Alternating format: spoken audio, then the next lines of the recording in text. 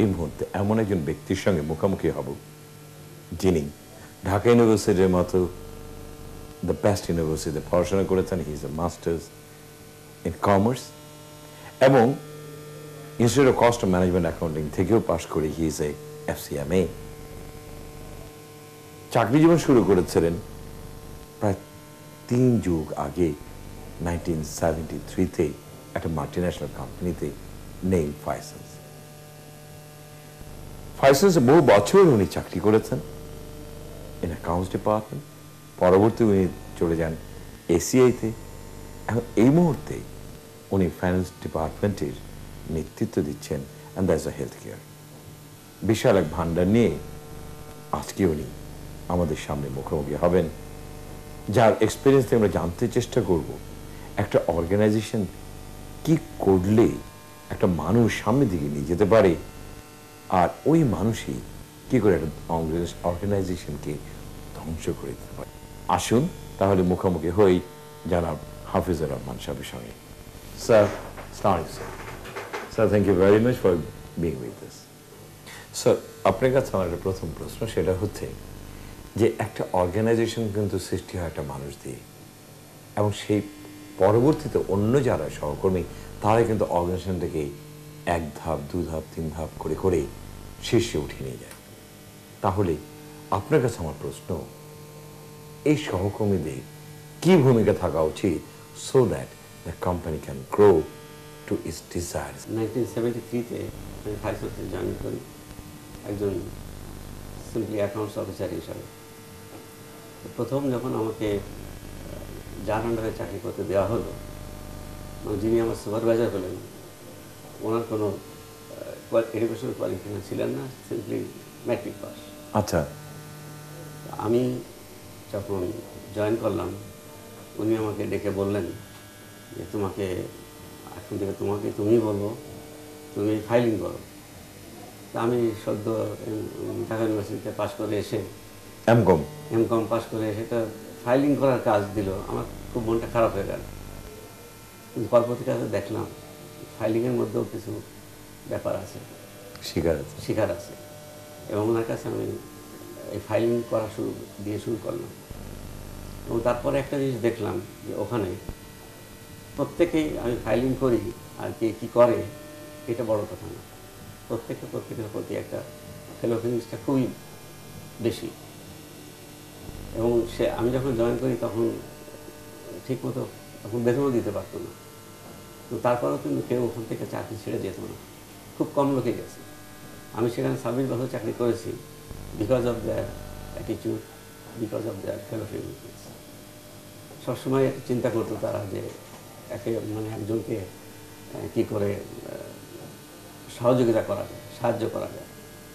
আমার একবার মনে আছে, আমি তখন মোটরসাইকেল চালাতাম, মোটরসাইকেলে অ্যাক্সিডেন্ট করলাম, এবং দেখা গেল অ্যাক্সিডেন্ট করে প্রতিদিন আমাকে হসপিটালে নেওয়ার জন্য বা প্রতিদিন যখনই প্রয়োজন তখন অফিস থেকে মাইক্রোবাস যাচ্ছে, অফিসের লোক যাচ্ছে। যতদিন পর্যন্ত আমি প্রায় 6 মাস যাবত আমি বিছানায় ছিলাম, প্রতিদিনই কেউ না কেউ উপরে থেকে অর্ডারই ছিল যে তোমরা তার খোঁজ খবর নেবে। এই যে একটা ফেলো ফিলিংস, যার জন্য এই কোম্পানি, মাল্টিন্যাশনাল কোম্পানি, তার মালিক কেউ থাকে না এখানে, তারপর কোম্পানিটা আস্তে আস্তে অনেক বড় উপর দিকে চলে যায়। এই যে মানুষের, আপনি বললেন যে মানুষই উঠাতে পারে, মানুষই নামাতে পারে, এটা একটা বড় উদাহরণ। কোম্পানিকে তো সমস্ত এমন একটা এনভায়রনমেন্ট করতে হবে যেখানে প্রত্যেকেই মনে করবে দিস ইজ মাই কোম্পানি, এর ভালো মন্দের উপরে আমার ভালো মন্দ নির্ভর করবে। সেদিক দিয়ে আপনি ঠিকই বলেছিলেন যে কোম্পানিকে আগে প্রথমে কোম্পানি এনভায়রনমেন্টটা এমনভাবে করতে হবে, মানুষেরা করবে যারা সেখানে চাকরি করে, প্রত্যেকের প্রতি ফেলো ফিলিংসটা ভালো, সহানুভূতি, রেসপেক্ট সব কিছু থাকতে হবে। এটা আবার অনেক ক্ষেত্রে দেখেছি যে এটা ডাইভার্ট হওয়ার একটা সম্ভাবনা ছিল, ওখানে যে ছিল তা না। আরও যেখানে চাকরি করেছি সেখানেও দেখেছি যে কেউ কোনো লোক থাকে যারা হয়তো কোনো একটা ভেন্ডর আসলো, টেলিফোন করলো, because vendor is on partner of the company, absolutely এইভাবে মনে করতে হবে। সে টাকা পাবে, কারোর সাথে ইনভেস্ট করেছে, পাওয়ানোর জন্য টাকা পাওয়ার জন্য কথা বলল। বিশেষ করে অ্যাকাউন্টস ডিপার্টমেন্টে অনেক অ্যাকাউন্টেন্ট ছিল যারা তাদের সঙ্গে ভালো ব্যবহার করত না।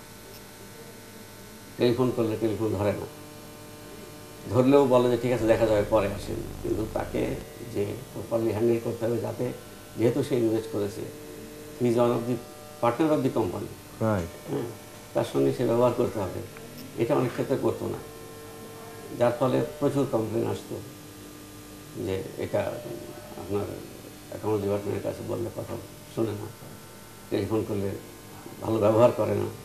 এবং এটা যদি কখনোই আমাদের টপ ম্যানেজমেন্টের কানে গেছে, তারা ইমিডিয়েটলি তারা অ্যাকশন নিয়েছে সেই লোকের বিরুদ্ধে যে এ ধরনের ব্যবহার করছে।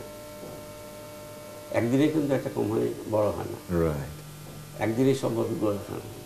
ইন্টারপার্সোনাল তো একটু আগেই বললাম যে প্রত্যেকের প্রতি প্রত্যেকের মানে সহানুভূতি থাকতে হবে, তার প্রতি রেসপেক্ট থাকতে হবে।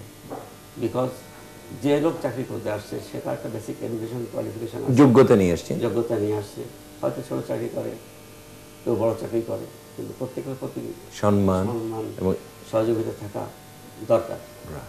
এটা যদি অ্যাবসেন্স হয়, সেই কোম্পানি কিন্তু আগাতে পারবে না। ওই লোকটা তো স্যার নিবেদিত হবে না। হ্যাঁ, নিবেদিত হবে না।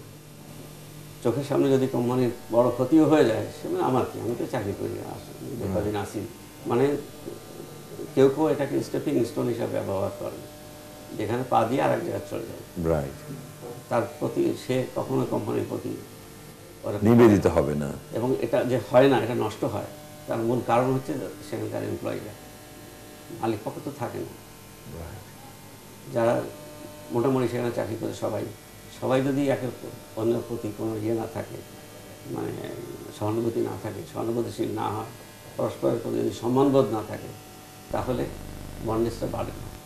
এবং বন্ডনেস না বাড়লে একসঙ্গে কাজ করা কষ্টকর। Sir, thank you very much.